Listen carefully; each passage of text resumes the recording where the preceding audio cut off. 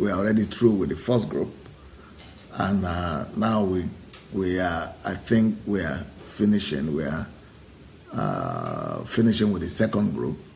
So we have the first group of people who are in mentorship class have finished their classes. I mean, they are all together. We all got a number there, and then the second group already also. I think the second group also is.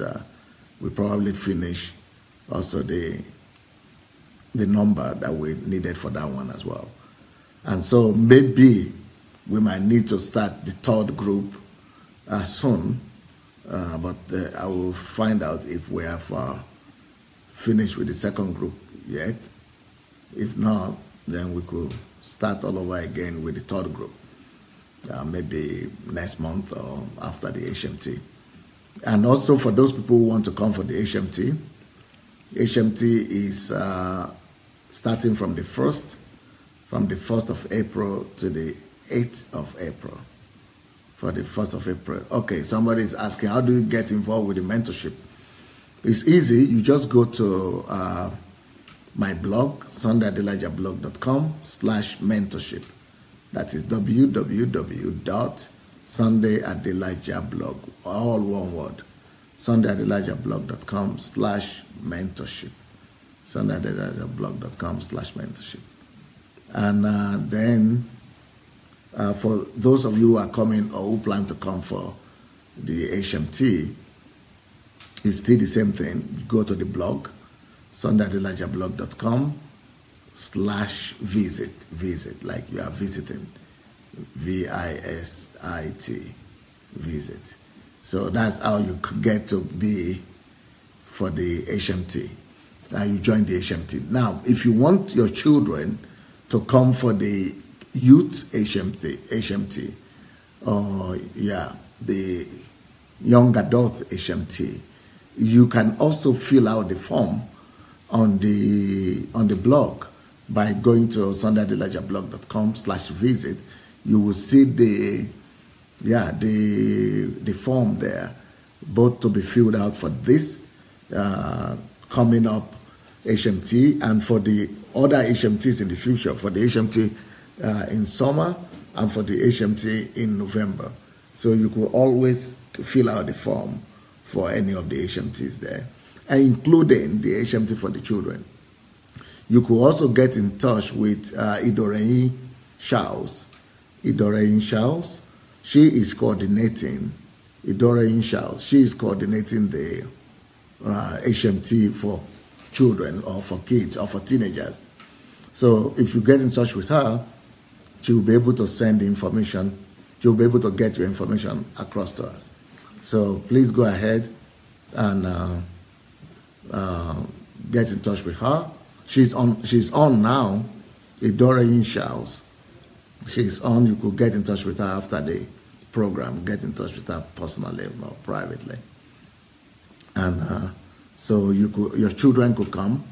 It's going to be a life-changing. It's probably going to be the most important legacy you'll be able to give to your children, because if your children get the message from this HMT,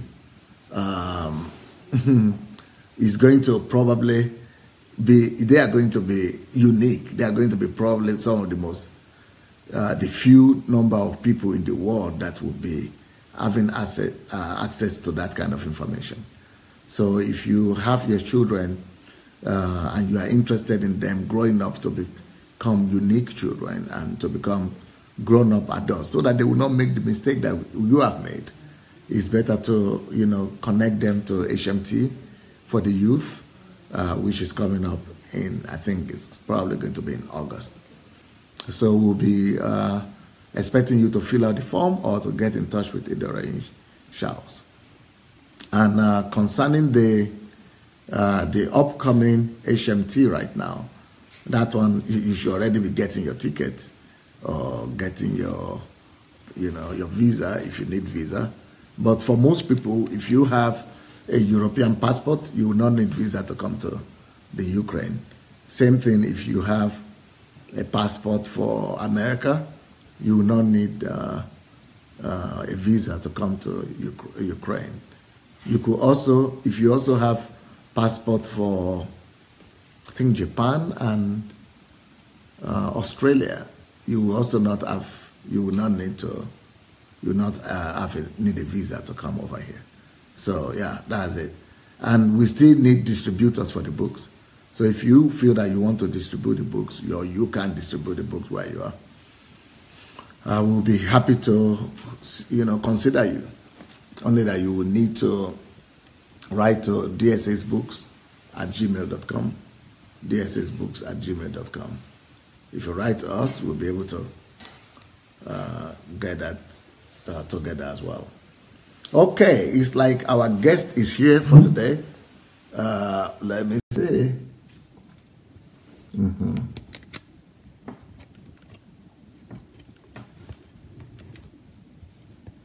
Trying to fix it here.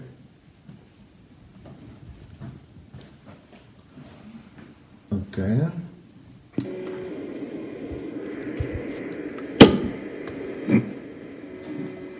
Hello, Elizabeth.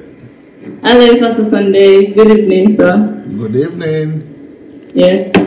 Good evening. How are you? I'm fine. It's like I really put it. We probably had a lot of pressure on you today, huh? Yeah, I'm still a bit nervous as well, but it's okay, sir. Well, thank God for our audience. Our audience is a big patience. So, thank you. Thanks, everybody. Thanks for your patience. I try to get in as quickly as possible. Yeah, somehow it's like your voice is sounding as if you are talking from like from a vacuum or something. Is it echoing? Do you have headphone or something like that? If not, maybe we could. I can try my headphones. I'm not very sure if it will work, but I can try it. Okay. Is it any better now? It's still not better. It's better a bit, I think. But if you try the headphone, or yes, earphone rather. I haven't used the headphone. Oh, sorry. It's not the one that I can use on my laptop. I'm sorry. I do apologize. The other option would be that I can read through on my phone, and we can see if that will work better. No, I think it's okay. Maybe you need to come closer or to... Okay. I'll project my voice. Yeah, I think it's not bad. It's not. I think we can still manage it. Okay, sir. So, welcome. Well, good evening, sir. Good evening, everybody. Good evening, DSA family. Yeah, so now, what is the motivation for you to want to do the review on this particular subject? Okay. Well, basically, as a woman, growing up in an African home, I think for me, it's always been, it's given me the opportunity to see and to experience and to sort of study. I want to say my lifetime itself has been a life of research. But I think there's been a lot of things in the media recently between 2016, 2017, 2018. Not that they've not been happening from years ago, but it's really, as every day we grow every day. And as I grew, I think I became more wiser. As we grow every day, we experience, we see things every day that also that moves us. So I think part of my growth, one of the things that I experienced, one of the things that moved me was my experiences as well as the experiences of the women in our society. That's including white women, black women, Asian women, all kinds of women. I was reading an article once written by a lady called Katie McCoy. She's an assistant professor of theology in women's studies. She said that women are no longer seen as a person. Women are now seen and now regarded as a product. So, and nothing really broke my heart. So women have become slaves, and the idea that, their power and all that they amount to is measured by their sexuality. So I was just wondering now, one of the things that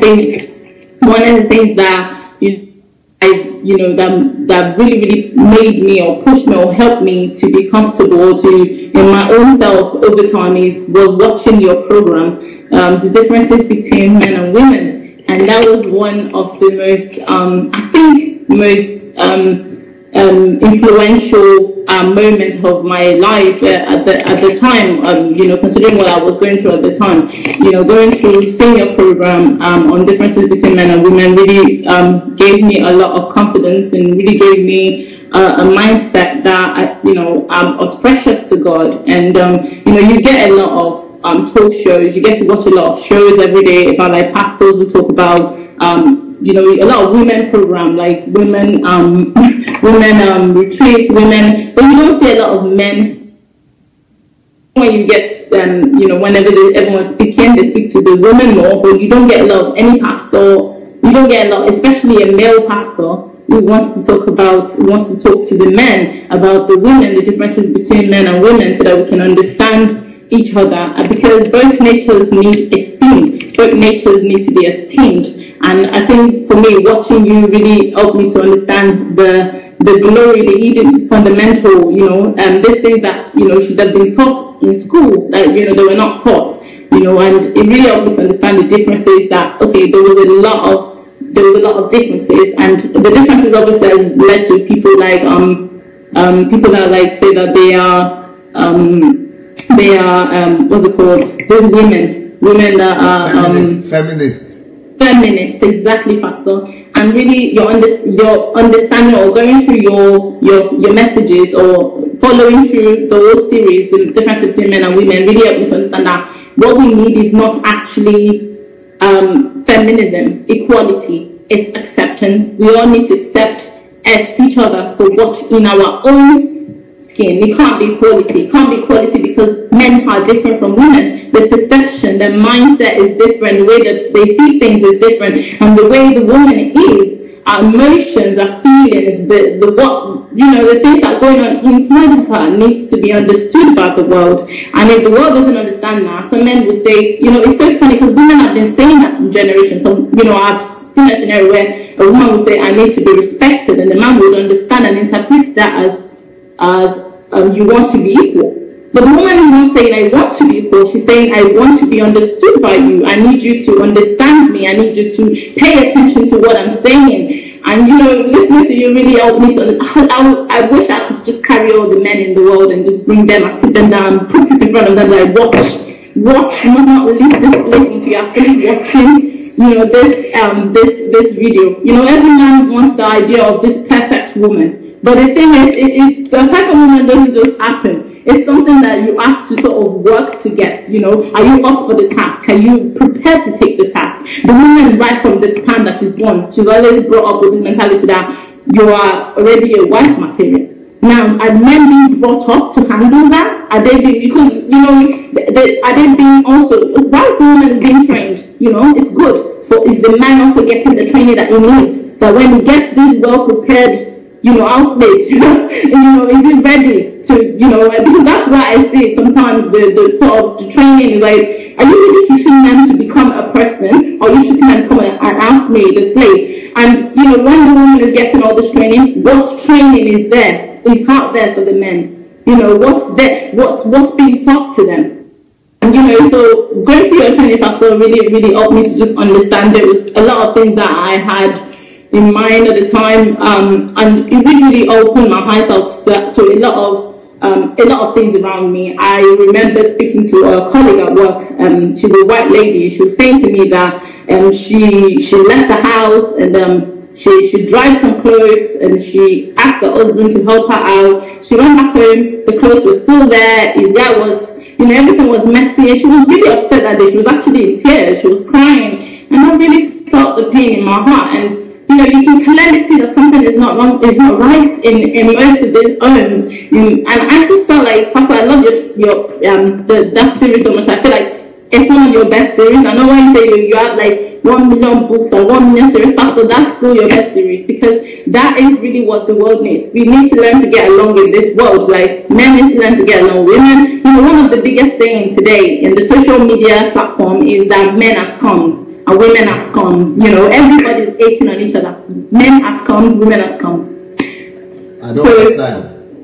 Yeah, it just means like everyone's hating on each other. So men are saying, this woman, the women are not nice. Women are behaving this way. They don't understand the logic behind. And the women are going out there saying, men are this way. Men are not treating us right. And I feel not because either of them are scums. It's just because none of them really has built the value system of basically not the women. I feel like the women should along, but personally I feel like the men are, in my aspect, it's just that value is missing. And when the value system is missing from scratch, from when they were a child, like I was saying, some of your preaching, pastor, it should be incorporated into primary schools. Like everyone should be brought up to appreciate their own gender. Pastor, do you know that there's some people that literally want to change their sex just so they can experience like the respect or the mistreatment? Like some men want to say, I want to become a woman so I can understand the mistreatment, so that what are women really feeling? Or women want to change the men so they can understand this legit power, this they want to promote themselves to a place of power. You see, some women want they change their body, they start walking. It's like a psychological impact. Immediately think to yourself that I'm a man now. And there's this ego and there's this pride that comes with you being a man. There's this sort of timidity and fear that comes, or this thing that comes with it. And that needs to go. That needs to go, because everybody needs to learn to sort of love themselves in their gender. So for me, it was just like it was like a cry out to mothers, new mothers, and it really was touching my heart. Everything I watched on TV. I remember watching a lady, a poet in Nigeria. I think she's about 60 something years old. I don't even know her name. I was at home. I was watching the TV. I should have caught her name, but she was saying that she has 3 daughters, and in her own family, and these daughters, people look at them and say, oh, she's not a woman because she didn't have a son. And there's this stigma that, women are not good enough, women are not enough, and it really breaks my heart to see that. You've seen it from generations to generation. And literally she was saying that if anybody, and men have praised themselves for years, to be categorized, to be seen as this mini gods. And she was saying that if anybody amongst the two were to be gods, obviously it would be the woman who sheds blood by bringing life to this world, that births the male child, not the man, and for her, it was like, wow, literally was like one of those moments. But what I understood is that whilst the male figure has been, as really sort of brought in so much, there's also good in that. There's so much good that they can do. I remember one day I was speaking to a lady that I would consider like successful lady. For me, she's successful, and that's what I would define it as. She was saying to me, I remember asking her that, how did you become so successful? And I was younger then, and she said to me that she had a lot of men in her life that encouraged her. She didn't say, oh, I had a lot of women, or I watched women. She said the first thing she said to me was, I had a lot of men in my life that encouraged me. That really made me understand that there's so much that the man can do. The impact, not to even talk about, now we're not bringing family into it. We're just talking about the role of a man. That means that both of these roles can encourage each other. That means that both of the values need to be sort of blended to encourage each other. So now I wanted to talk today about some misconceptions and some of the things that I learned about from watching the differences between men and women. That's what motivated me, Pastor. First of all, yes, sir. Where is this message? Because I sometimes go and I take a look at the messages that are most watched. Yes, sir.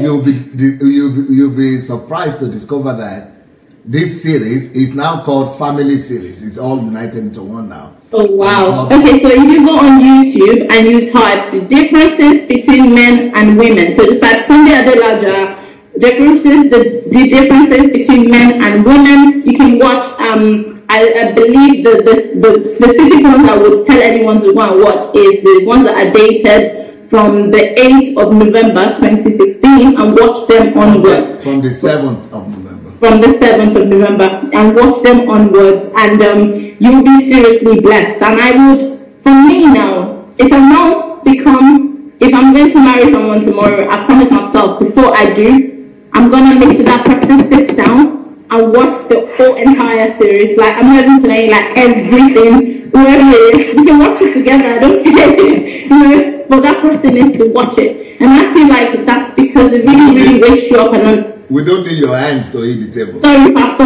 I realized that and I stopped. As soon as I realized what I was doing, I was like, it will obviously make the sound. Yeah, I'm sorry. Yes. So I'd appreciate, like, you know, I'd really encourage everybody that's in courtship, because what people don't understand is what Pastor Sunday has put together. Yeah, is what marriage counselors have been looking for from generations to generation. They have been doing research. They have been doing, for me, it's like, this is, if anyone comes to me and says, oh, we're getting married, I'll just put on the video, like, watch. If I'm a marriage counselor, I'll just put on every marriage counseling session, they watch a video. That's it. I'm not gonna bother wasting my speed or trying to emphasize. No, something to emphasize. Everything we need, personal experiences, people sharing opinion, experiences that they've gone through or that other people around them have gone through. You don't touch up on divorce, which is something that even the Bible itself doesn't really talk about. You know, divorce is something that is so sensitive. People just go like, and God hates divorce, and then just shun that side. But you help people understand divorce. God hates it, but God does not forbid it. God is not happy about it because of the heartbreak, because of the effects on the women, on the men. You know, for example, one of the things that was mentioned on the show was that women, often, like, a woman can break up with a man 20 years from now, she will still be talking about it. She will still be thinking about it. 20, you know, it's so funny, and some pastors really preach about it in church, they'll be like, somebody offended you 10 years ago, they're still thinking, you used me to insult you, but the thing is, most of these pastors, they're mostly men that say these things because they don't understand the feeling that the woman is feeling, that's making her hold something, a grudge in her heart for 20 years. Obviously, it's not anybody's desire that you hold somebody in your heart for 20 years, but the thing is, they don't understand. There's emotions, there's feelings, there are deep thoughts, you know, these things, like, you know, there's so much more that's going on in the mind that's causing it to linger in the heart of somebody for so long, you know. And it just amazes me that if you touch on divorce, why it shouldn't happen, and you also help the men understand the role that they have to play. You know, if someone said, I'm a man, you have to be ready. You have to be ready to dedicate your entire life, you know.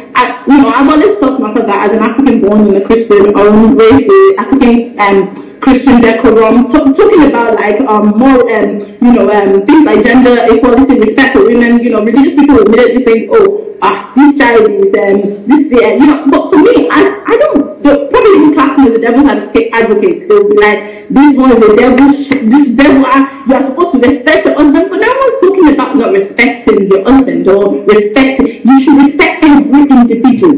That's what I'm talking about. Everyone deserves respect. Men deserve respect, women deserve respect. Every individual in this world deserves respect. It's not about the men. You know, and men go about with this feeling that, you know, and for some times I've been thinking about that. What is the reason? What's the reason why the female child must always be the one to tailor herself to the character of the male? Why should be the one that's being trained all the time? You know, why should one that every time you go into an African home is the girl that run up and down? She's literally become an housemaid, even in our own father's house. And the woman that's seen as that, maybe she's not like that. They class her as a bad. There's this tag, and there's this, regardless of how amazing you are in this world, there's this tag that will always follow you around.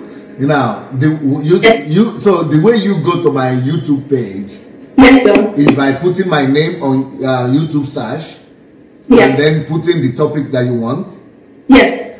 That is a good way. But why? Yeah, I also want to tell everybody that's watching us that the way I go to it is because I might not even, be looking for a specific topic.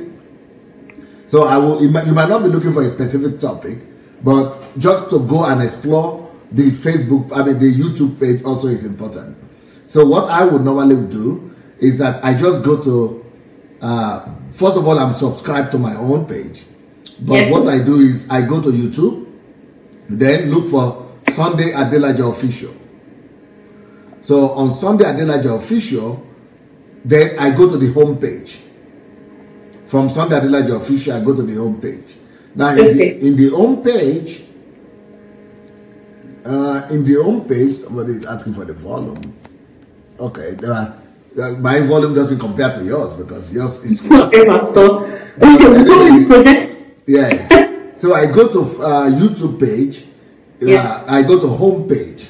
Now in the home page, you see everything immediately. You see all the topics, all the series from top to the bottom. There are so many different ones there. So what I would let people know is that there is this series, is series number 12, and it's called the Family Series right now.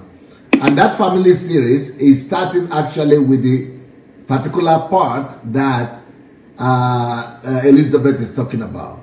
Because it's starting with the love.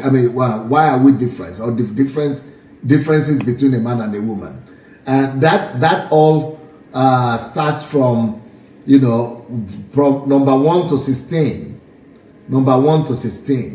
So if you go to that page, the Family Series, you will see from number 1 to 16 those ones that we are talking about right now, that we are reviewing. After that one, you have another one which is called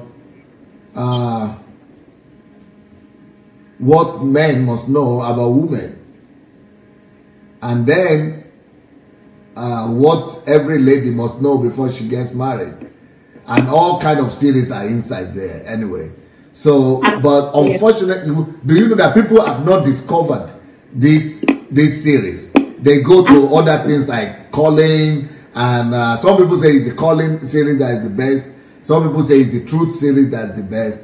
Some people think that it is the the thinking series that's the best. Some people think it's the prayer series that's the best. Some people think that it is the conversion series that is the best, the time series, the faith series. So many people have different opinion. But yes, I'm very happy to hear from you as a young lady saying that the Family Series, because normally I would think that it is the mothers and the fathers and the married people who might be seeing that as important.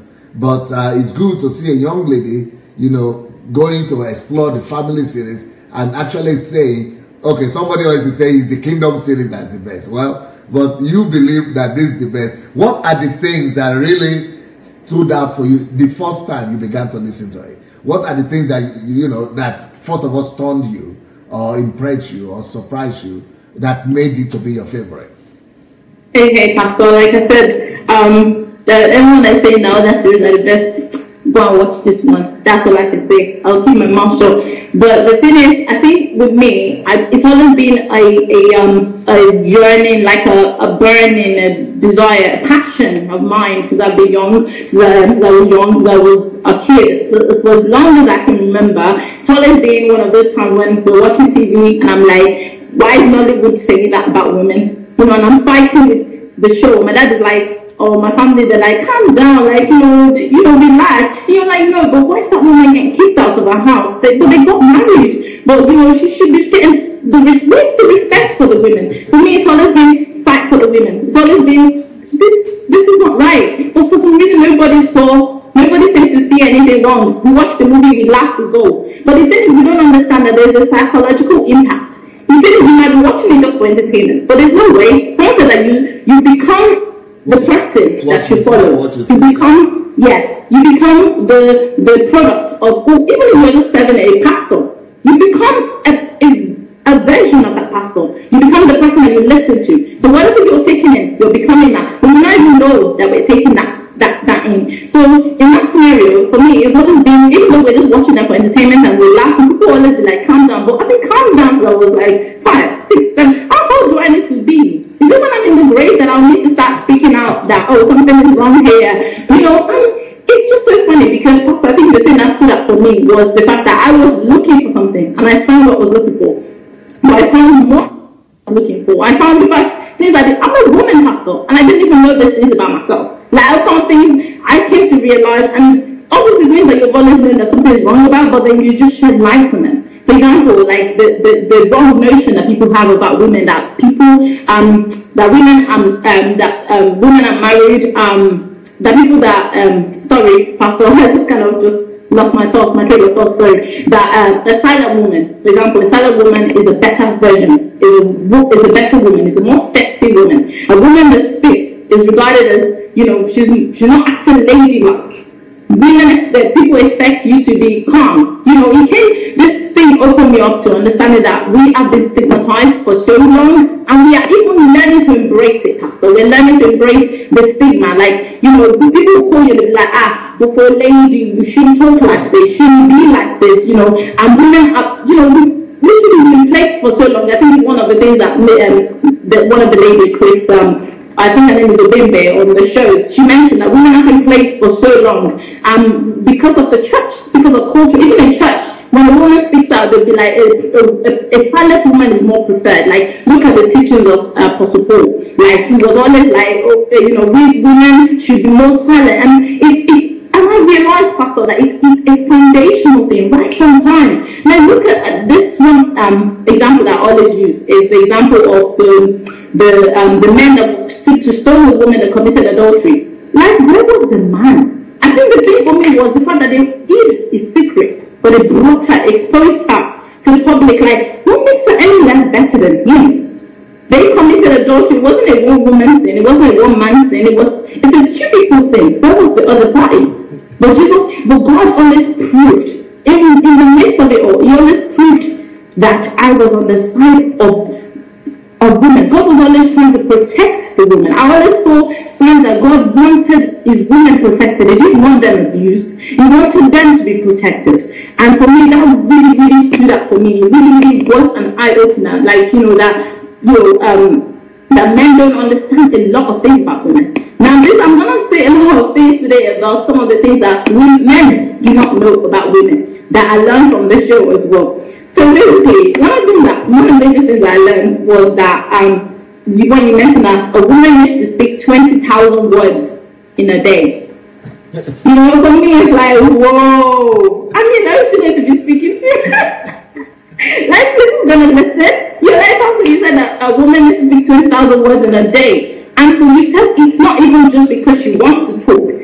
She wants to, but it's not because of she's being mean. It's her nature. Like, it's a release system for her. For her, it's like therapy. It's therapeutic. You know, a woman wants you to, and a woman expects that because she's like that. She's made like that. She's expecting that you come up and work and sit down and speak 20,000 words. She doesn't want to speak 20,000 words, and you just sit down there. You have to have that communication with her. And for me, it was like 20,000 words. And you were saying that if she doesn't speak to her husband, if she doesn't have a man to speak to, then she must find somebody to speak to. And, you know, there must be an atmosphere. If you make she needs to join a book club so that she can be doing book reviews, so now somewhere and be talking every day, but women must speak. And also, you also pointed out that a woman has an acute need to be heard. Like, everything that happens to her in a day, she's experiencing everything. Like, it's going through her. Like, somebody stepped on her toe by accident at work. She's thinking, let's not use that example. Maybe something really gravitational or something is extremely, or maybe or she forgot a sweater at home today, and she's at work and she's cold. She looked at herself in the mirror, for example. Yes, Pastor. Like, you know, she's feeling something insecure that, okay, maybe this clothes that I'm wearing is I should have used a scarf. I should have remembered, I forgot my scarf, oh my God, and that thing, because she knows that scarf will complement the dress. She knows that a lot of things, would make sense if she just doesn't feel complete. She wants to come home and tell you about it. But for men, they don't think that's a big deal. They just think, okay, she talks too much, like, but the thing is not that she talks too much. And one of the things that really baffled me when I was watching it and listening, Pastor, is the fact that I understood something very trivial. If a man fails to listen to a woman or to embrace her nature, Pastor, it just shows it's a disrespect to God. Because God made her that way. That was something that you pointed out. I said, God made her that way.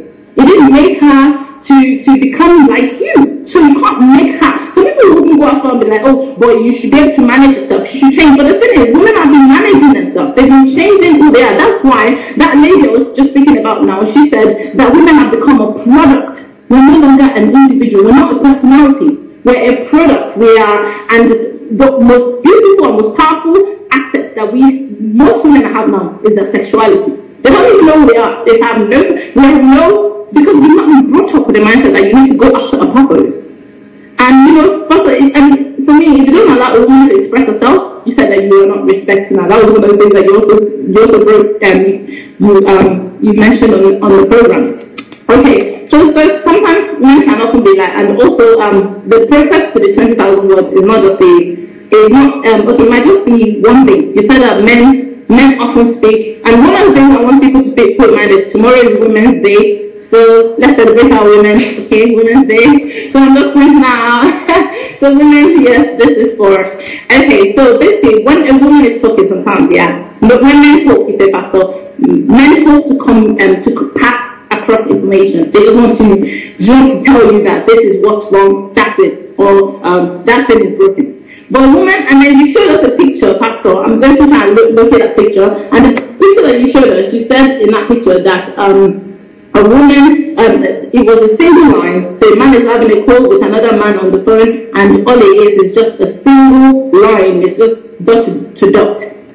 And then let me just expand it, Pastor, so that we can see. It's this picture over here. I don't know if you can see it. So it's the dot to dot, and then the woman at the wire circles. Yeah. Yes, and so the woman isn't. When the woman is having a conversation, there's circles. Women don't speak because they want to pass across information. There's no point. So men will get to the point. What is the point of this conversation? But the woman needs to unravel. There's a lot of things that needs to be unraveled. I mean, you were saying that it's a lot of circles and different circles, but then ladies on the show, I believe it was Caroline and some of the ladies on the show, they mentioned that it's not circles, they're not separate. It's one line. It's one line that's conjoined into different circles. It's just one line. The man is always one line, although the woman needs to go around the book. That's why sometimes, myself included, if someone is talking to me on the phone now, and the person is putting pressure on me, or I'm stressed a little bit, sometimes I even forget what I want to say. Because you're not allowing me to unravel. I need to unravel. When I finish unraveling, then you understand what I'm trying to say. If it's not allowing me to unravel, you'll be thinking, oh, she's talking too much. She's talking too much. When I need to unravel. I need to remove all this unraveling. And you mentioned it as well that sometimes men exaggerate because they want to look cool. They want you to get to the point, and they lack this complex feelings that that women are feeling. Men don't have this feelings, this complex feelings that women have of what's going on, because what she's communicating to you is not just words. She's not speaking so that she can communicate information to you. She's communicating feelings. Feelings are not just one thing. She's communicating emotions. She's communicating so many things. And for me, it just really made me understand that that's why sometimes they be like, what she was saying, and they get upset. They get upset because they don't understand, and no matter how much you pour, men will still be wondering at the end, what is the point? What's she trying to say? What is she saying? Why can't you just get to the point? And you're like, well, I'm trying to get somewhere. If you just let me finish what I'm trying to say. And that's what is called communication. It is not passing. Communication is when we actually can listen, and we can pick the feelings, and we can pick the emotions, and we can pick. That's why eye contact is essential, which is another thing that I picked up from the messages. Eye contact. When a woman is talking to somebody, like she wants to look into their eyes, she knows that by looking into your eyes, I can trust you. You're listening, you're hearing me, you're paying attention to what I'm saying. But most men, and that's why one of the examples I was using on the show was that some people, some men, they would maybe the woman's talking and you start doing something, the woman be like, wait, what are you doing? I'm talking to you. Why are you doing something else when I'm talking to you? But it's so funny because women, when a man is talking to us, we can do so many things. But for us, we define trust. We define trust by eye contact, which is also another point that we need to make, that women don't just talk to anybody. That's why sometimes, which is another show thing I learned on the show, that women don't just talk to anybody, which is something I learned about myself. I can be in a place and just keep quiet, genuinely 2 hours. But when I build trust in my heart for that person, I can literally pour out everything. And once I know that I can trust this person, but sometimes I become receptive as well. I will hold back because I feel like, this trust is breaking, or maybe because what I thought, like, this person is not hearing you. That trust is not built properly, or something is wrong. This person is not hearing, so you hold back. And women shouldn't be like that. So when you allow a woman talk, it's like you're allowing her pour out poison. She's pouring it out so that she can feel, thank God. It's like medicine for her. She wants to pour everything out so that she can feel healed. But when some women will hold you all in, and you're not allowing them, it's really, that's why like cancerous cells like form easily in women. But even me, I've noticed, like, for example, like it's mental thing, like what I was saying about forgetting. If I feel like I'm being stressed, my brain rejects information. Just start sort of bringing information starts going. And that's why you find more women like psychiatry home, or like women have cancer, or they have what's this mental one, when you forget stuff all the time, dementia, because the stress, because it has led to so many problems in their health system. Because imagine, you're running, Pastor, remember that picture that you showed to us as well, the one where the woman can't separate her feelings and her emotions, everything is together, which is this one. This is the woman, this is the man. He can separate his feelings. Women can't do that. You don't even have a choice. And one of the things that you mentioned, or one person mentioned on the program, somebody I think on the program mentioned, was that if a man is just allowed to have period, menstrual period, for like 1 day a month. It's not like we're asking for the whole 5 days, just 1 day a month. Maybe they can experience, because I've heard people say, but you can pray about it. You can pray about what? You're telling God to take back what He gave to you, tell God you're not good enough, because they don't want to do the work of accepting you the way you are. So you're spending all this time changing who you're asking, God, remove this menstrual. No, I'm sorry, but it's there for a reason. You've got to learn to adapt yourself. You've got to learn to, they don't have to, women need empathy. What women need is not, somebody to be sitting there judging them or making them feel bad about the way they've been created. And the funny thing about life is men just want to sort of do this masculine, this egoistic, they want to be like, okay, I'm a man, I'm strong, you have to change yourself, come for me. But the thing is, God did not change the world by muscular strength. Jesus did not transform the world with strength, with his strength. God has strength now, but still use love. So regardless of what we think that we have, or men feel, regardless of how they feel about, what, their opinion, I don't feel like liking the way she is. And then you move on to another woman. Or you move on to another woman, she's exactly the same. Then you move on to another woman, she's exactly the same. And you keep going around the circles. They're looking for the perfect woman. Good luck. But it doesn't work like that. Everyone has their own problem. Everyone has their own issues. And everyone has what they're dealing with in this life. So for me, it's just really, really funny, because I look at it and I think to myself that you have to learn to love this person as his lack of love. It just goes down again to the value system that's broken from scratch. If a man, there's no way a man would have been brought up with the understanding that you've got to love her, and you've got to learn to respect every individual in their own way, and you grow up with the mindset that. But most men are brought up with this how do I say, with this egoistic, it's not just in Nigeria, like I said, but it's just that it's more common amongst African Asian men because of the cultural backgrounds, because the world is changing. Imagine trying to behave like you're in 1960 in 2018. I'm sorry, but the world is changing, bro. They're leaving you behind. You've got to meet up. African men need to run, Asian men need to run and join the scheme, because it's not long. Women will not stay silent long enough. And the funny thing is, when we change the right now, when we adjust ourselves to the right now, nobody's saying you're any less than any person because you're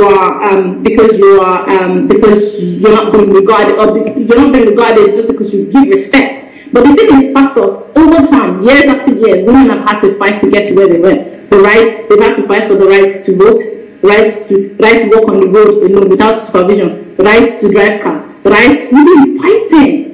And why is this? Because of that lack of love. And the thing is, the world is learning to embrace love now.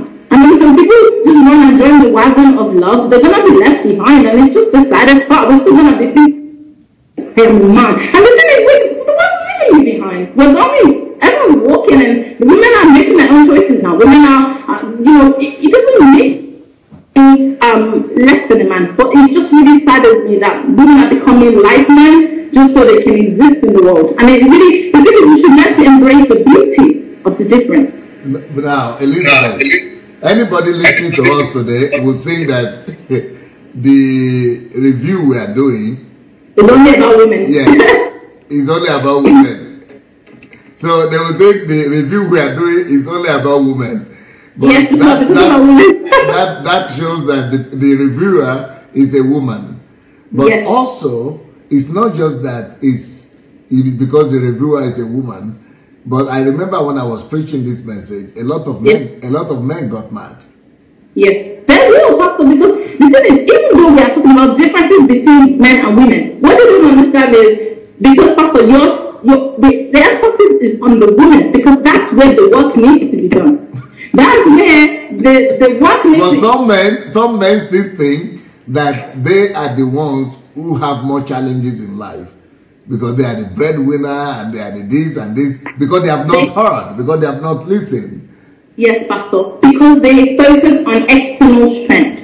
Because the thing is, if you've not been taught to look at the strength within, you will not really understand the value of the strength within. Men see themselves as the stronger vessel, which is what they've been told that they are. So they believe that all the burden of this life is on their head.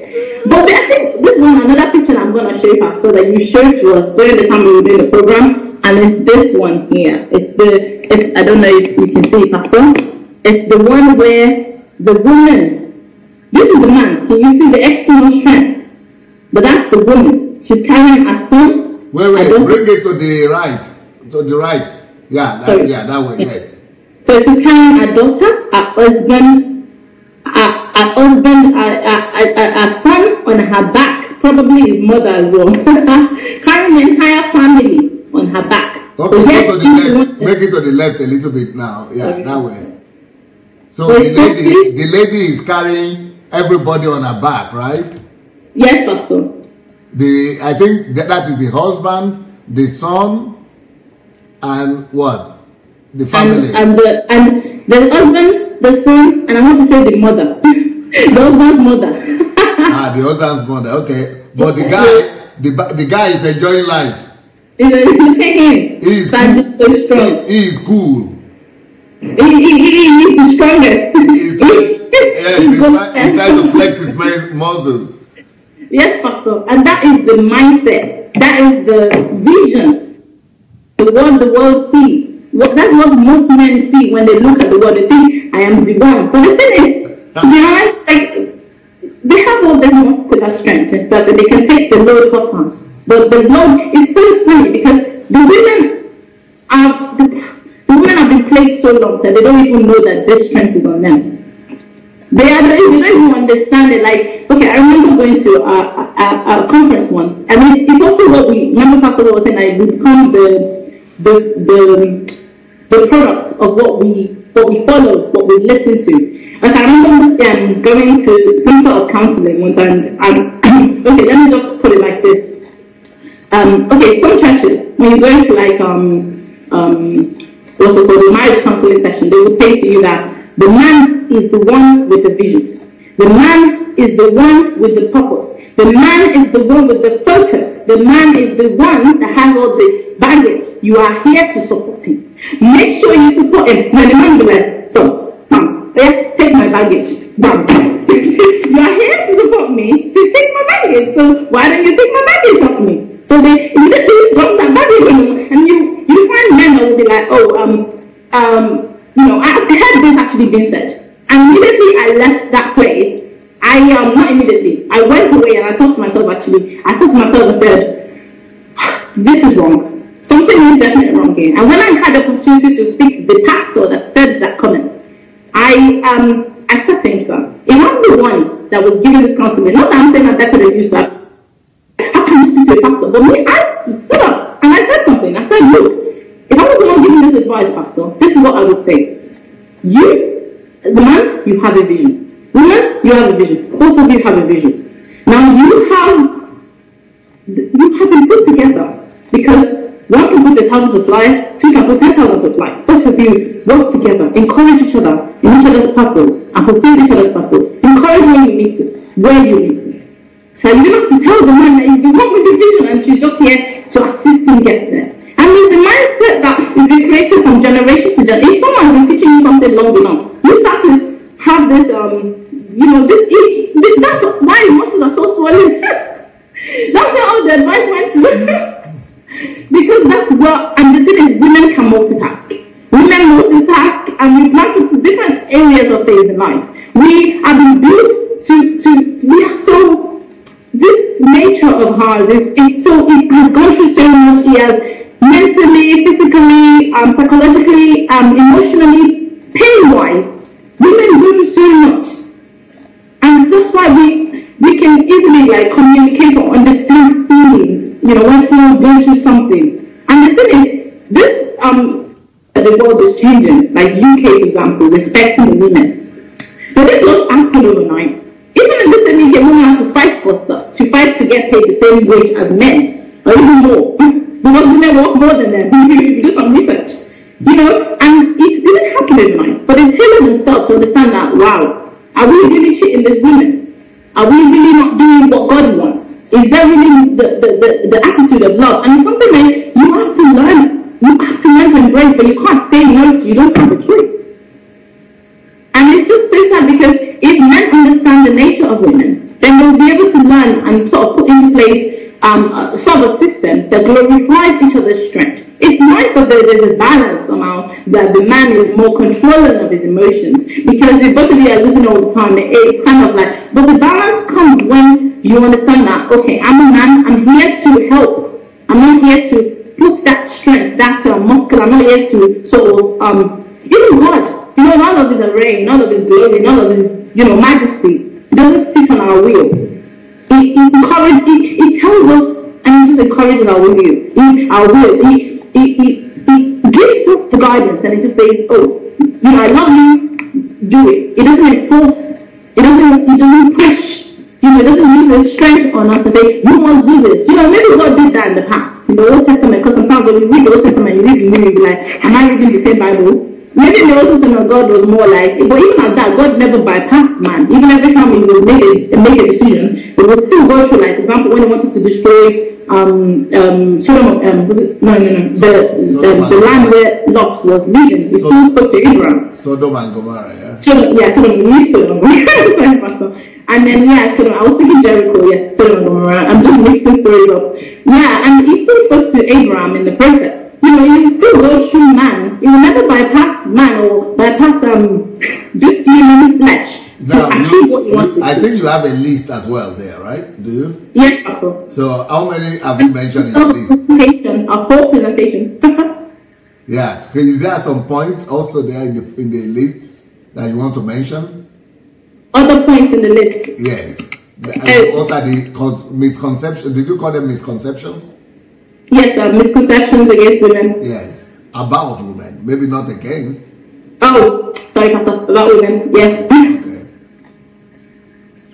Are you saying I should speak on other things as well? Just keep on mentioning them. Keep on mentioning them. Okay, so other things are women trouble talk. Women trouble talking is a fact. And women trouble talk. This is one of the things I learned in watching the video as well. Is that women trouble talk with their husband, just to get attention.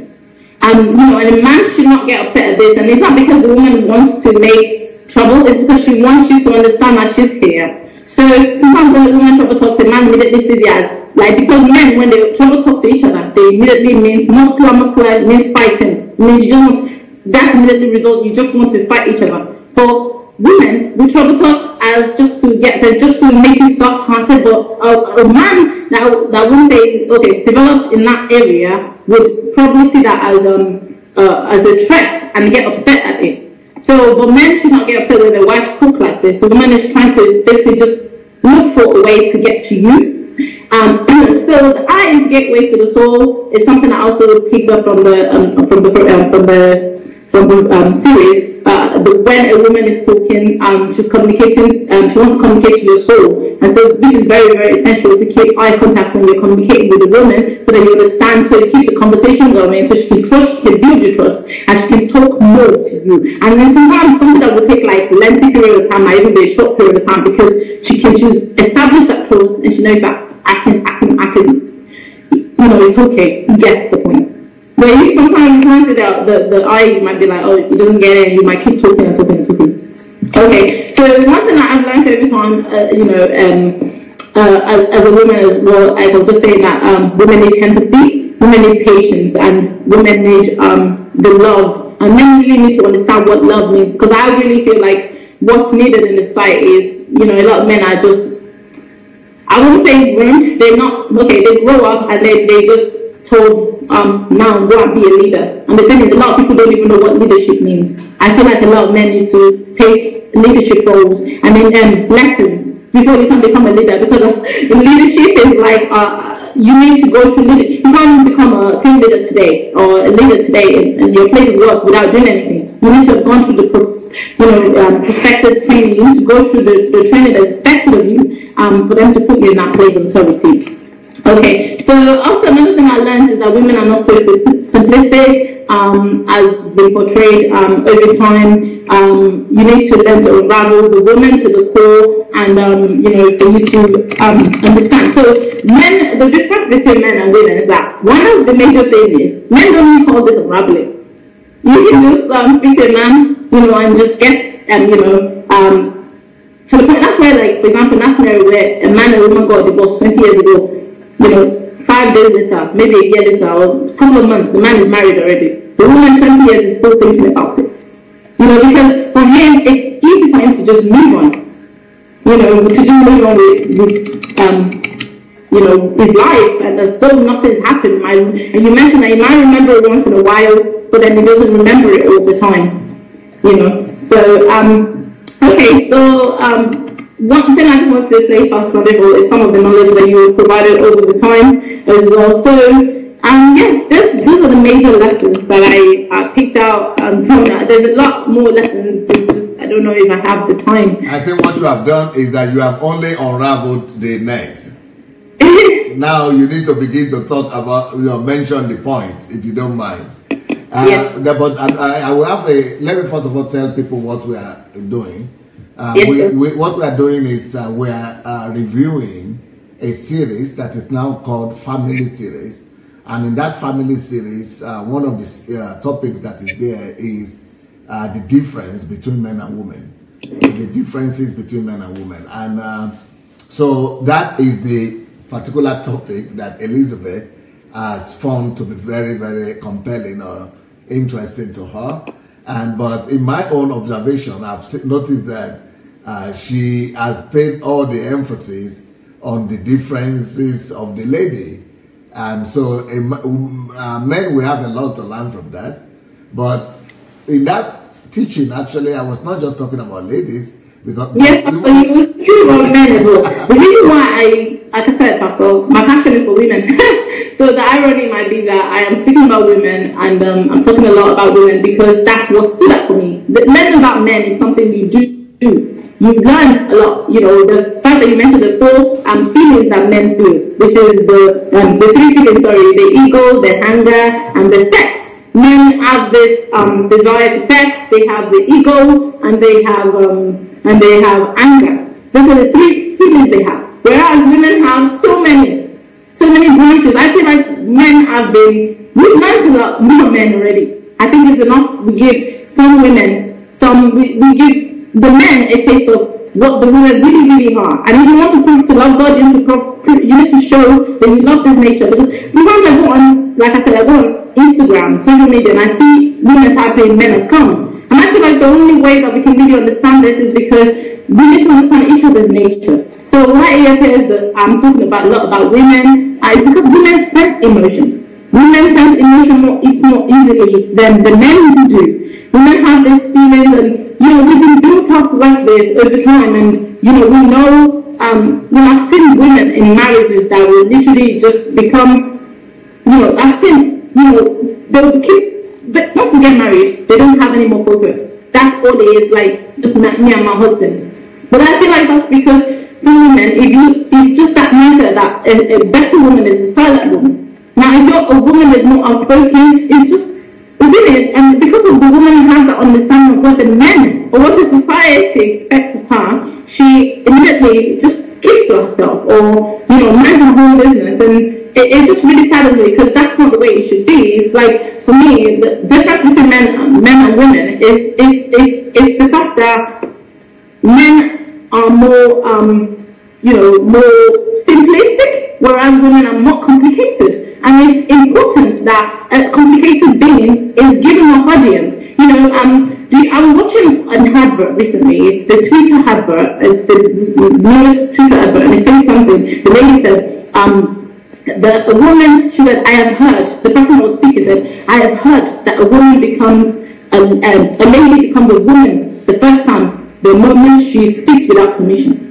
Why? Because it's a mindset. People actually do know that there's something going on. There's some sort of inequality. There is some sort of ego that women have to live up to match up to. Whereas, if someone understands that these women, they're not just, they're more complex, but they are really, really soft-hearted, and they respond to feelings and emotions, then a man would know how to live more sort of, I would say, peacefully with the lady, with that mindset. And that's, for me, is just like is the most beautiful thing in a relationship, whether it's between you and someone randomly, or you and your wife, is that you have this, you have built yourself, you're able to communicate emotions, because like I said, it's so much more the heart of God. Like I think you were speaking on the love series recently. One of the 2 points that you mentioned was that when you talk about a lady and how God shows love to lady, you mentioned that God, for example, you used the example when Jesus was preaching in the temple and he saw the lady that was bent over, and he stopped the whole preaching just so he can go straight to my heart. And you took another example was when, for example, Sarah, she was told that she's going to have a child, and at what age, and she was laughing and like, yeah, that's right. And the angel departed. And Zachariah, on the other hand, God is like, you're going to have a son, and he laughed, and God made him like mute, like he couldn't talk. And that just showed to me that God just definitely understands the emotions that goes on in the heart of the woman. And for you to claim that you love God, you must learn to love this creature. Stop putting them down. I see a lot of things that are wrong on social media. The fact that, for example, a woman stole biscuits on someone's store, and they stripped her completely naked just because she stole biscuit. And I'm thinking, if I was a man, I'm sorry, but I probably think he can handle it. But a woman, it's like you're killing her. You're literally destroying her. And I feel like women break more often. Women break easily. But men don't understand that. And for me, from generations, it's been a thing of burden. And I must speak out. I think one of the things that this has led me to do is, as soon as I started listening, I started writing a book. And the book initially, I think I titled it, She Too Has a Purpose. But then I renamed it, I Am a Woman. Unapologetically, not sorry to anyone. I am a woman, and we must learn to face that. But and I have a book that is called like that. Oh, really? My book is called Hooray, I'm a Woman. Yes, exactly, Pastor. I didn't even know you had a book like that. But it's not in English yet. It's not yet in English. Sorry, Pastor? It's not in English yet. It's not yet in English. Oh, okay. Yeah, Pastor, that's me. That is just the most beautiful thing. I was just about to ask you, on personal level, how has that teaching, this particular teaching on the difference between men and women, how has it helped you personally? Now, I can hear one. You said you've actually written a book or started writing a book. That's a huge one. So it means you have a product coming out of it. But are there some other ways or means that this has really helped you? Pastor, I think at the time when your series came out, Pastor, I was going through a breakup. I was in a courtship at the time, and basically I had experienced, I was in a courtship, and I was at the verge of getting married and everything. Ooh. But then your message came to me, and I left the courtship, not because of you. How old are you? Pastor, at the time I was 25. Maybe you shouldn't say it. I don't know. Are you okay to say it? Yes, Pastor, I'm going to say it. Okay. I'm 27 now, but at the time I was 25. Okay, so do people still marry that earlier in the West? Pastor, people marry as early as 20, 19, 18, 15. Depends on what culture, what nation you're from. No, I'm talking of the West, like in England, where you live. Oh yes, Pastor, people get married as soon as they believe that there's love existing here. They marry. I'll say, Pastor, I think one of the major things I wanted to also say about men and women is also the fact that how men and women define love, which is one thing that you are really highlighted in the show as well. That that's why, like, you see a woman that will be in a relationship constantly asking the man, "Do you love me?" Remember, I told you yesterday, and she will come tomorrow and like, "Do you love?" This woman is annoying me. I told you I love you, but the thing is, when a woman says "I love you" to a man, she's actually saying, "I commit, I devote my entirety, everything that I am to you. I'm putting my head on you as if you're my safe place." But when a man is saying "I love you" to a woman, it's probably saying, "I'm sexually attracted to you, you're okay for me, I can marry you." That's it. But the woman is saying, and so the woman is expecting that what she's saying is what the man reciprocates to her and gives to her on a mutual level. But the thing is, the woman only comes to learn now that the man is not actually saying that over a period of time. And it's just so sad because both of them are communicating different things, and that's again is based on feelings, based on emotions, based on the kind of upbringing, the value system, everything that has been displayed to a man and to a woman. For example, in Africa, I get a lot of boys that, maybe not boys, a lot of dads that have never said to their daughter, "I love you." Some parents are so afraid to say "I love you," they don't even say it. They don't say it in Africa. And the thing is, people say it's not a big deal, but the thing is, it is, because we're prophesying it. And when we prophesy it, we start acting like it. We're saying, "This is what's inside of me. This is what I'm thinking of you." And then you start, but they don't really see it. So the only thing they probably know of love is this sexual sort of impact, the influence. Because, like I said, the women are being projected as this sexual being. And the guy have seen them from that perspective. Whereas the women are being projected as there's a man coming to save you. Your Boaz is on the way. And the thing is, like, it's not, when it comes, you realize it's not Boaz. I think it was Preflodola who said that it is Boaz's brother. Boaz's brother. I think it's Boaz and Hosea who comes. It's not Boaz who shows up.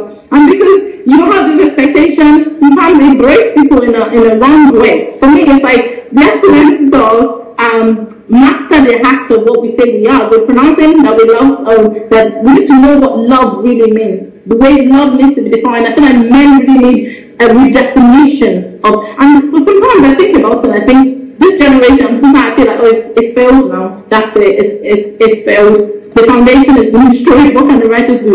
But what I can say then, I do say is, I thank God, at least for the generation to come, because at least now we know, and we can begin to put things in place. And that's why even the love series, everything we're talking about love, needs to be fundamentally instituted into the education system. Because when children are brought up with this mindset of love, when you grow up, you act like love.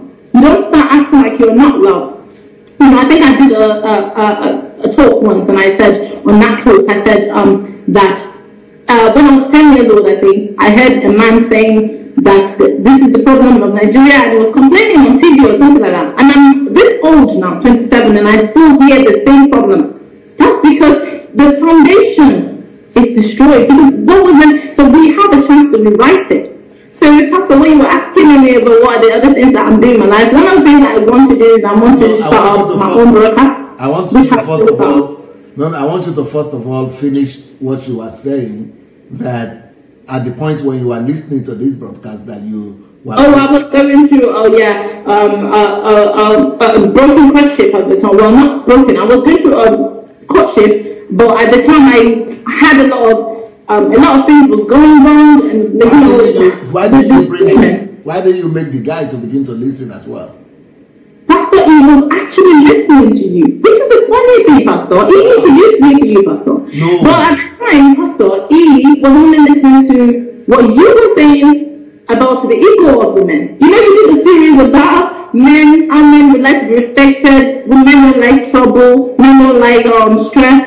Men like to be stressed. Man wants to come back from work and sit down in front of TV, whilst women want to come back from work and talk. But the thing is, Amy only heard what he was saying about the men. He never, so all the videos he would share with me will only be the ones about the men. And to me, it was like, and he was listening, but he was extremely, how do I say, extremely religious. This person was extremely religious, and so a lot of things that was going on, I would speak about and extremely selfish. And extremely selfish. I try not to use the wrong word so that there's a lot of high, But the thing is, because if it's something to you, Pastor. So yeah, he didn't listen to the women or what was going on with the women, but he would listen to what you were saying about. To you only what the woman needs to do. And this is what for me it's just so funny because we already know that. Thank God, come on, okay. So what's new? Let's learn about men too. Women too. Come on. But the thing is, people in this life only pick and choose what they want to hear. They only hear. That's why Pastor, when you're saying people are only saying you were speaking about women because they only want to hear. It's like it doesn't. It's selfish. Okay, for example, if a man defines love as sex, right? What I can get. Although they think they're doing somebody a favor, but it's what I can get. At the end of the day, it's always what I can get. Now, in that scenario, what you can get. If that's love, then when you feel like you have to give, it's too much work.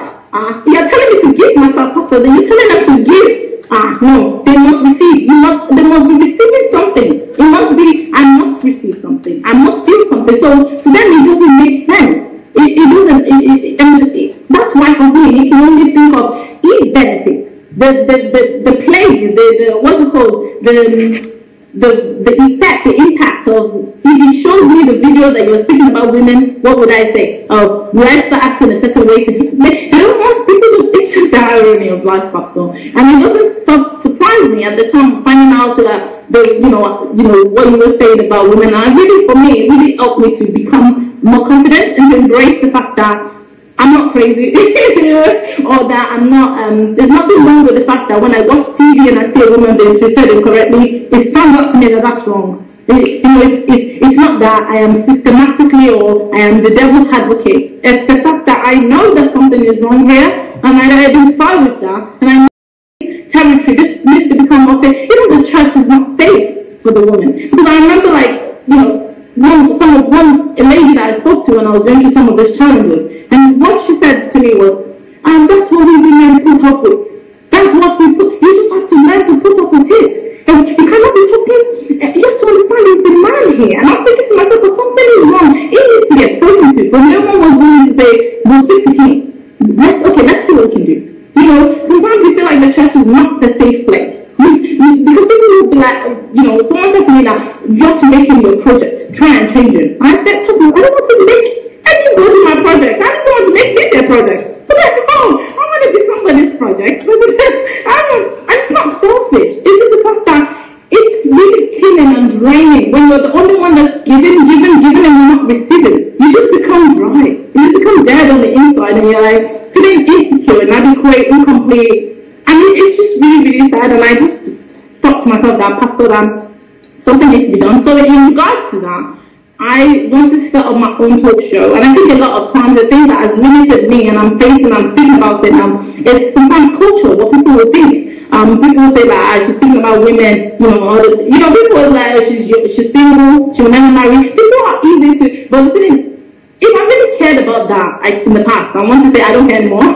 So I'm thinking about setting up my own show so I can talk more about this passion of mine for women, and also speak to men that, like I said, it's not as if we're saying get rid of. No, the men are amazing. That's why I told you that woman I spoke to, the successful one. She said that the men in her life encouraged them. I just want men to understand that the muscular strength that God has given to them is not to oppress, but to encourage the other party involved. It has to be two. I remember one of my friends get married, and I spoke to him, and I said to him, I encouraged him, I said, look, it's only by the grace of God that you are the man, and that means that you are the strength, you are you're able to sort of control your emotions. You can control what you're going through. Now, what I'm going to say to you is, the woman, she has so much going on, and you're going to have to, thank God you are the man, thank God you have the grace to control that. Be wise, be utilize and encourage utilize the strengths that she has, help her to become successful in her nature. Like, don't get discouraged. Like, because we see something that, like, that woman she's in a place of, she has a PhD, she's working, she doesn't respect people. They just made it, they're like, she cannot respect a man. The man should not marry her. You see, they're like, oh, woman is like 30 works, earns her own money, has her own house. She's not a good woman. She will never respect. And the thing is, it's really a plague. It's a disturbing mindset over time that has been built up concerning women. And I feel like it's high time that somebody did something and spoke out about this. And obviously, I can't do it alone. So, women, you're encouraging each and every one of us. Like, it's important. When we see you do, because you see women that we will be the ones encouraging it, Pastor. Women that have gone through, but like I said, Pastor, sometimes we don't even know something is wrong. We don't know because we built to accept it. You broke up with this guy? Yes, Pastor. I spoke to you, Pastor. I remember it was my first time, listening to you, and I just thought to myself, I don't know, I think it was, my thought exactly was, blood and flesh has not revealed this to you. There's no way in this world, Pastor, that you could have just asked your brain one morning and said, I realized the trick to women. No, Pastor, I know you did your research. I know you must have spoken to women. I know this is a burden in your heart as well. I knew it was a passion. And I thought to myself that this is the best person at the moment to encourage, because everybody I spoke to at the time was just either looking for a way to manipulate me to stay in that relationship, or to encourage me because of, just so I don't lose what they think I have and what I thought I had, and fear, everything sort of limited me. And I wrote to you, I think I wrote you like a long page, and you replied me. And I was shocked. I was like, wow. And that was in 2016, November, I think it was, or October, or one of the both. And I spoke to you, and I really, and you wrote to me, you encouraged me to pray about things. You didn't exactly say don't do it, or do it. You just gave me some light, literally. And for me, it was like, wow. And I remember going back and praying, and God was saying to me that God has already given me the answer, but I was trying to look for another answer. So I already knew in my heart that, okay, Elizabeth, God is saying no, so why are you trying to force it? Don't let culture limit you. Don't let people's thoughts of what they would think of you, because people will think of you as a bad woman. Especially when you leave a courtship, they'll be like, what's wrong, it's bad. Like, it comes, but for me, it wasn't bad. I felt glorious. I was like, thank you, Jesus. Then I literally went through the email phase, and I was like, I bounced back. And I was saying to myself, I don't want to make the same mistake, but everyone, no one's perfect, so let's not even speak. What about this guy? After you broke up, did he continue to listen to me, or he also broke up with me? I think for a while he listened, and I think there was one of the programs, the series that you did, and you spoke about the mother-in-laws in there. And then I remember I made a comment, and I remember he sent me a message saying, so I don't know if he still follows you, to be honest, Pastor. I don't really know, but I hope wherever he is, that he becomes a better man for whoever he does marry. You should be seeing him on the platform, isn't it? Pastor? Don't you see him on the platform anymore? I'm not longer friends with him on Facebook, so I don't really know what he's up to. I think it's not right when you break up or you delete them, no. But I think for me, I did it because of my safety. I did not feel safe. So it was a lot of blocking everywhere. So sometimes when you need to be safe for your own mental and for everything else around you, you kind of pull away. So there were reasons why I blocked him, and I had to. So sometimes you have to be wise in your choices. It's not good to, like you said, kill off somebody. Sometimes you have to make that decision for yourself. Be selfish in that decision. So I think, after that, I think he kind of just, I don't know if he still follows you, Pastor, but I hope he does, and I hope he listens to some of these things that you say. But I because he was very religious, I've seen a few things that he is still as religious. I don't think anything has changed, Pastor, and I don't think he follows you. So if that's the answer, I don't think he does. But that's up to him, and that's individual choices. Everyone's growing.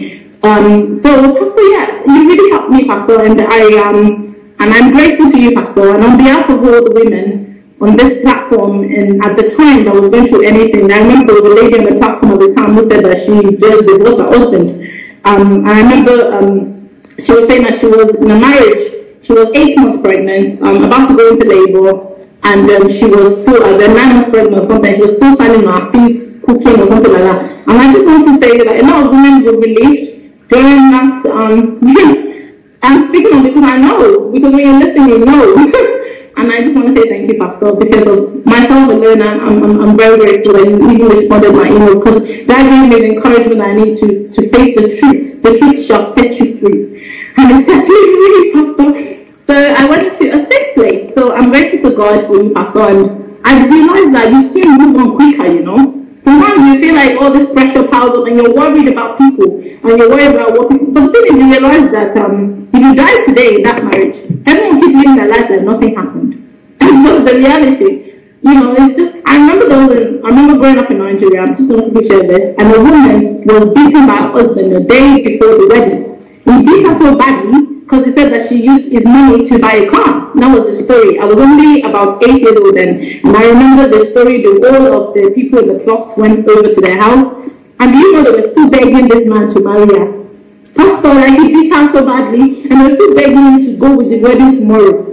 And I in my heart, yeah, I think that was, you know, when I said that right from when I was young, maybe that's what triggered it, you know, for a young girl seeing that. But to be honest, I always kind of knew, but for me, maybe that was the height of it. Did they The next day, they carried cars were around it, they surrounding the whole plot, they got married.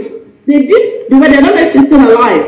But the thing is, that woman, if he kills her tomorrow, life will continue, even if she dies in her marriage. Sometimes women like, look, don't trade your peace for marriage. Marriage is not the end of the world. It's not. And for me, I was like, I don't even care if I ever marry anymore. There are things in this life. And sometimes standing up for truth makes you realize that you become more confident in yourself. You feel like, I want to do more of this. Not just for myself. I don't want to selfishly do it for me. But for the people going through this who can't come out. And I want to tell them that it's okay. I want you to look, I'm okay. Like, do I look like I've been through anything? And that's the way to encourage that. Sometimes when you come out, you bring peace back. Like I said, my brain, like, I used to forget things. Everything is coming back to normal now. Look at me, I'm doing things. And before, sometimes even ordinary construction sentences can be quite hard for me because I was under stress. I had ulcer. I was moving towards a place of depression because I was there to alone. I was thinking I'm not even married. These are just acute things that I experienced. This is like a taster of what I will experience when I actually get married. You know, and I realized that a lot of people would still go into this marriage because of the pressure, because of the culture, because of the people around them.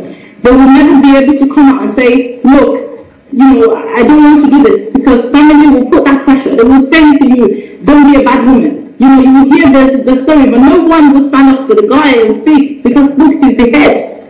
And for me, that's why it looks like I'm speaking more for the women, because it's true. It's the women who needs this sympathy. Not sympathy, empathy.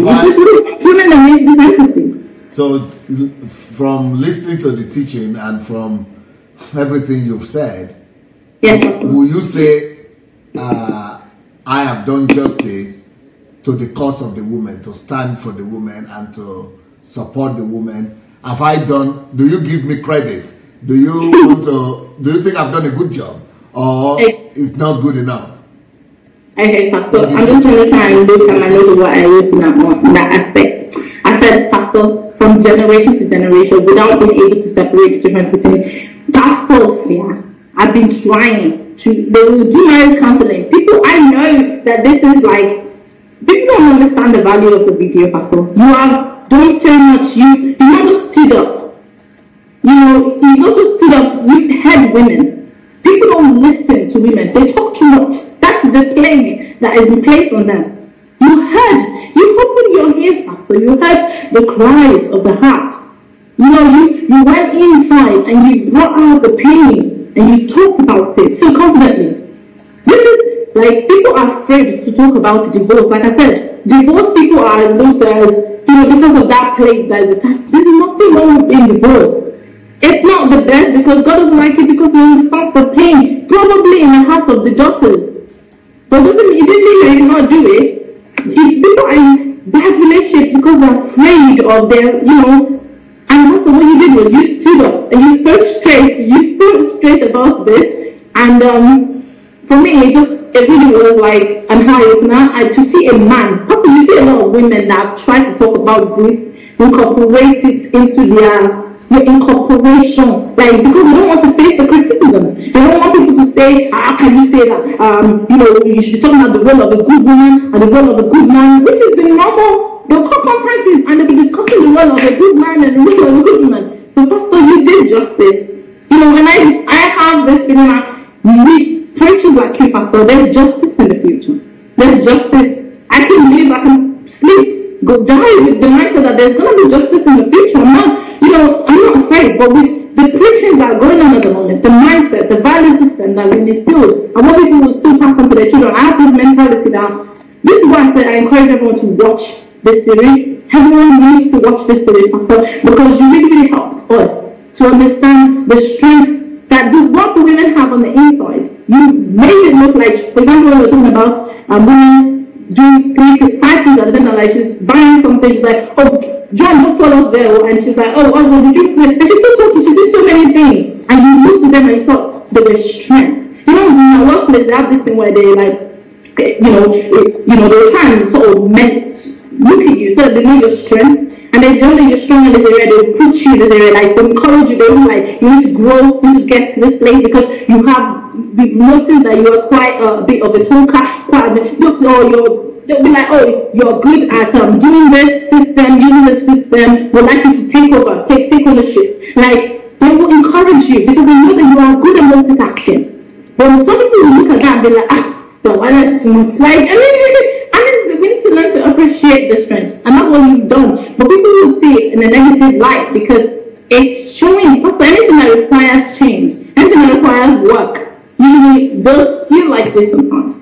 It feels like it is like the person is a bad person, because you get to a workplace where even black men, I say about black men, I'm going to use one black man example that I work with. Anytime that there's change, like there's always something like, oh, this is what I call again, and it's just that mindset. Little change, not to talk of something that is drastic to your everything that you've been taught your entire life about women. So, Pastor, that's why I said I just want to say a big thank you. And the fact that you use this thing called the classroom setting, you use a lot of pictures to emphasize the training. You were really wise. I think there was one that you even said you did yourself just to show, because you were looking for a picture that would depict what you were trying to say, but you couldn't find it. So you created your own.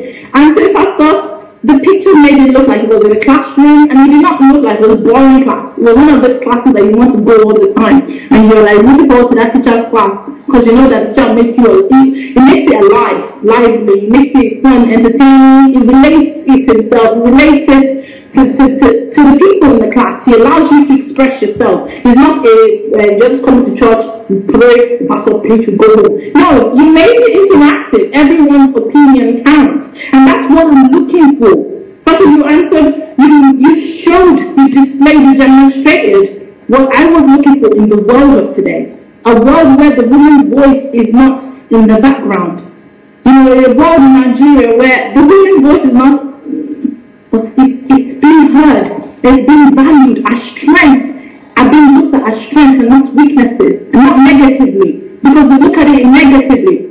I look at my story sometimes and I feel sorry for myself. I'm like, but then that's the thing, don't feel sorry for yourself. So when anyone on the platform is going to break up, even a small break up self can damage somebody, not to talk of a relation, a marriage, or the thing is, if you're going through that, I always say to myself one thing: if you look at yourself as an individual, you will be selfishly thinking your problem is negative. You'll be thinking, oh, it is concerning me, it's happening to me. It's not happening to you, it is happening for the world. You're a piece on that puzzle board. You're just a piece, you fit in. You need to find glory in your negative, in what you think is negative. It's actually beauty. It's the most valuable thing that you're holding on to. So you need to understand that, look, my experience, it's so I can bring somebody else. It's so I can encourage somebody else. So I think for me, I've stopped. I'm not gonna feel. I will refuse to feel sorry for myself that I've been through, or I'm going through, or I went through. I'm just learning from everything, even though sometimes it's not good. Like, I remember speaking to you once, Pastor, and you said, but it's not good to always go through. Only experience. It's true. But the thing is, that's why I encourage people to learn from other people's experiences. Because when it's just experience, sometimes you might have done it to the point where there's no going back. You know, so it's encouraging that people should listen. I encourage everybody on the platform, go back to the differences between men and women. It not only just teaches you about men and women, or it teaches you about love in general. Because you can think that some men be like, this is so much more cool, pastor. This is like, I remember when men were writing on the show, pastor, this is so much more cool. Why did God make them like this? Why did God make the women like this? But the thing is, God is the women are wondering, why did God make men like this? Everyone's wondering, why did God make men like this? Why couldn't God just? But God said He wants us to love. Because if God can love us, men think they're perfect, women think we're perfect. But God, when all of us say, if God saying even the best of the best that we can show to each other is like filthy rags, how much more does He actually have to put up with when it looks at us? I would like to. Yes, you wanted something? And I was gonna say that that's why God will look at us and think, these stupid creatures, let my son go and die for them. In the midst of it, because He loves us. He knows that we are sinful, we are terrible, but He knows that there's nothing we can ever do that's righteous enough to save ourselves. But He just thought, my son, at least let him go. I would like to say, frankly speaking, I will confess to you that you're right in the sense that series is actually one of the most important series out there, and it's one of the most important series that I've done, and that is a series that I will always be grateful to God for, that I made available. So that's why, as a matter of fact, I had to add all the other teachings on the women, on family together. So now it's called Family Series, the Family Series. Yes, and I would like to encourage everybody. I watched that one as well. There's a lot about children, bringing up children in the home. You talked about the age groups, the 6 to 8 years old, the 4 to 5 years old. You talked about the different the age groups, and that's very, very fundamental because when people watch this thing and they're like, most African parents are like, where's the king? Every time, but you taught them a lot about, bringing your child up without even smacking. There was so many things to learn from the family series. It's not just about men and women. It's even about raising your kids in the way that you look at them as individuals. You respect them. You don't, I brought up, this one of my babies, I want to say, she literally grew up. She thought I was her mom growing up. And, I remember she was I think 10 months old. We and her can converse. We can have communication in a way that I look at her like she's just an individual. I let her do her own thing. And, I learned to respect them. I think one story that I shared one day was one baby that I was taking care of once. And one day I was feeding her. I wanted to go and do something. I just wanted her to eat. And I was going to drop her somewhere and then go somewhere. And then one day, I was washing, and I fed her, and she was taking for long. I was like, oh my God, please eat. So as soon as I was like, okay, let me just put in her mouth. So when I put in her mouth like this, she just opened her mouth and started crying. As she opened her mouth, Pastor, I saw that her whole mouth was full with food. She hadn't finished the one I gave her before. And my heart that day, Pastor, it was shattered. I felt so broken because I was like, she was trying to communicate. When I was giving her, she was like, she was trying to say something. That I'm not eating the one in my mouth yet. Everybody needs to be respected. That's something when you portray. I respect a 5-year-old. I feel like I can learn from 5-year-old just as I can learn from the 80-year-old person. I look at everybody, and that's the mindset we should have. But we have this KBS syndrome in our Nigerian mentality. We have so many syndromes that are disturbing us that we need medicine for. But yet we are struggling to accept change. And that is the most, Pastor, the problem with the men, it's not even a 1% problem or a race problem. It is a systematic problem. It's affecting even our governments. Even the government, it's affecting the government because they don't want to accept change. I think it was Hillary Clinton who went to Nigeria a couple of years ago. I think it was 1 year ago, was the president in power. And she literally was chased back to America. She had to go because the men there, they put so much pressure on her. They were talking about how she did not respect. I was just laughing like, oh my God, it's this bad. Hillary Clinton had to leave Nigeria because it was the way that she was being treated. Everything that she was suggesting, everything literally was they were looking at her because she's a woman. They just start this thing that you're not enough, you're not complete, as long as you know. And I was thinking why she wasn't married, or why, like, it's just this stigma that's there. And for me, it just needs to change, Pastor. You have put so much fire on people today. You have to start your own live broadcast or live show or whatever you're going to call it, because yes, you have so much energy and so much fire and so much to say to the world. It will be too painful if you keep that all to yourself. I am looking forward to doing that. I want to start up a project called the Treasure Project, and I'm going to be bringing up a lot of people that have gone through bad things in their lives, what the world describes as negative, so they can talk about it. It's not just the positive that we want to hear. The positive is good, but what you yielded that positive, obviously you went through something. So I want people to come and talk about that. So it's something I'm looking into doing, Pastor. And so beautiful. So that is Elizabeth Aina. Aina is her name. And in the next for 20 minutes, less than 20 minutes, we are going to come back for live broadcast for the Love series. You've done a good job. I can't wait to see your own live shows. Have a wonderful evening. Thank you so much. I can't wait to have you on my own live show. all the women are applauding you today. You spoke for them and you spoke well. Happy Women's Day tomorrow, ladies. Bye. Yes, and congratulations, by the way. Happy Women's Day to you and to all the ladies that are there. Thank you, everyone.